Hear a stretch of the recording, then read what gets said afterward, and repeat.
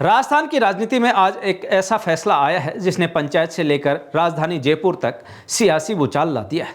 गांव की चौपालों में चर्चा तेज है और शहरों के नेताओं की धड़कनें बढ़ गई हैं। और वजह है राजस्थान हाईकोर्ट का वो बड़ा फैसला जिसने पंचायत और निकाय चुनाव का पूरा गणित बदल दिया है।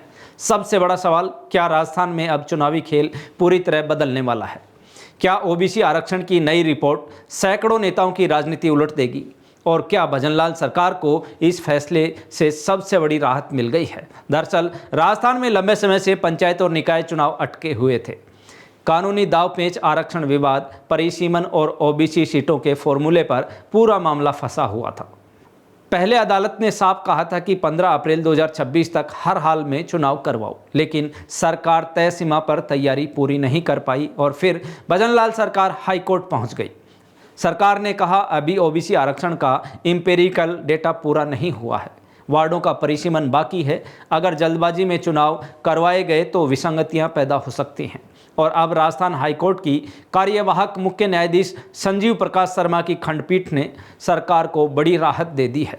हाईकोर्ट ने सरकार की समय सीमा बढ़ाने वाली याचिका स्वीकार कर ली है, यानी अब राजस्थान सरकार के पास 31 जुलाई 2026 तक का समय होगा ताकि पंचायत और निकाय चुनाव की पूरी तैयारी की जा सके, क्योंकि इस पूरे मामले की सबसे बड़ी चाबी अब ओबीसी आयोग के हाथ में आ चुकी है। जी हां, अब पूरा राजस्थान 20 जून 2026 की तरफ देख रहा है, क्योंकि हाईकोर्ट ने साफ आदेश दिया है कि ओबीसी आयोग को 20 जून तक हर हाल में अपनी रिपोर्ट देनी होगी। इस रिपोर्ट में तय होगा कि किस जिले में ओबीसी आबादी कितनी है, उनका राजनीतिक प्रतिनिधित्व कितना है और कौन सी सीटें आरक्षित होंगी।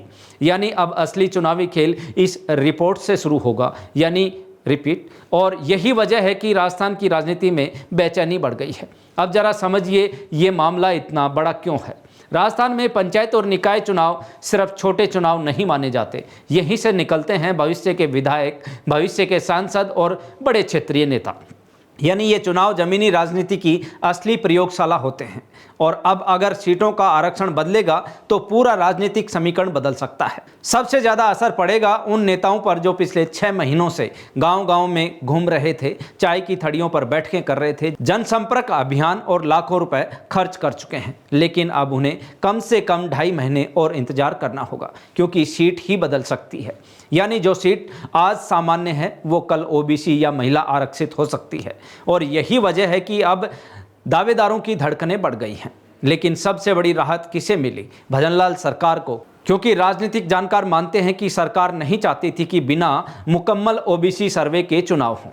अगर ऐसा होता है तो सामाजिक असंतोष बढ़ सकता था और मामला फिर कोर्ट में जा सकता था।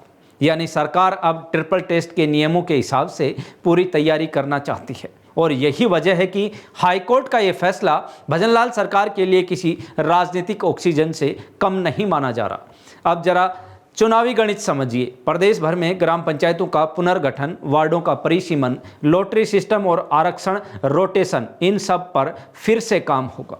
शहरी निकायों में नए वार्ड तय होंगे और ग्रामीण इलाकों में ग्राम पंचायतों को नई संरचना तैयार की जाएगी। यानी पूरा चुनावी नक्शा बदल सकता है। और अब राजस्थान की दोनों बड़ी पार्टियां बीजेपी और कांग्रेस नई रणनीति बनाने में जुट गई हैं।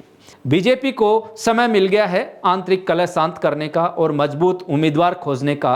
वहीं कांग्रेस भी अब नए समीकरणों के हिसाब से मैदान सजाने में लग गई है। यानी हाईकोर्ट का एक फैसला पूरे राजस्थान की राजनीति का मौसम बदल चुका है।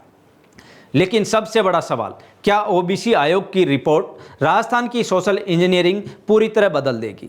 क्या जुलाई में निकलने वाली सीटों की नई लॉटरी कई बड़े नेताओं का राजनीतिक भविष्य तय करेगी?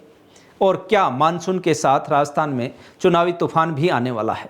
फिलहाल राजस्थान की राजनीति में अब हर नज़र 20 जून और 31 जुलाई पर टिकी हुई है, क्योंकि यहीं से तय होगा कौन लड़ेगा और कौन हटेगा और किसके साथ आएगी सत्ता की सबसे मजबूत सीढ़ी। आपकी क्या राय है? क्या सरकार को और समय मिलना सही फैसला है?